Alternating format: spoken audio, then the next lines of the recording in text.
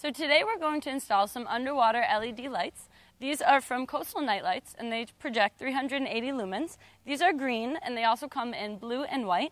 They also are in twice as wide or twice as high.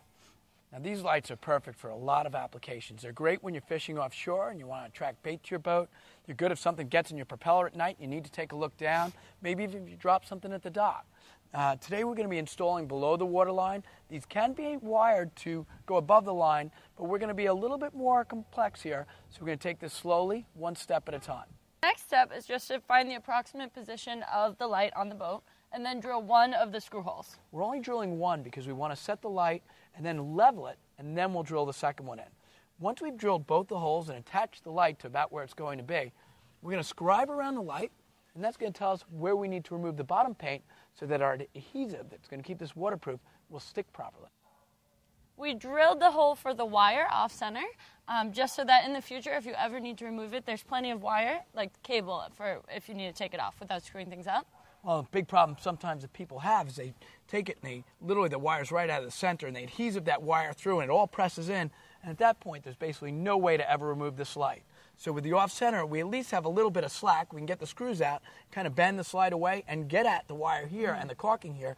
We've got a chance to actually remove this in the future. So when we rub these things down, what actually happens is we're pretty much ensured the adhesive is going to stick on the surfaces, and we're not going to try and use too much. We're going to use just enough to get a good bond and make sure this is watertight. Once again, we're below the water level here.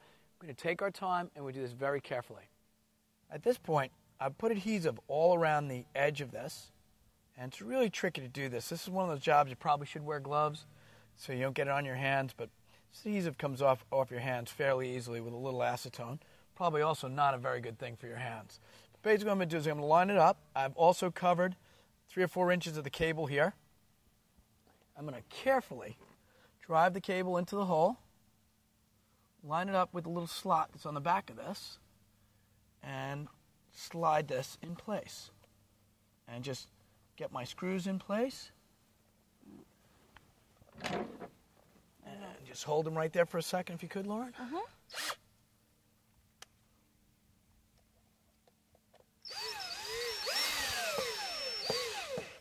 One side.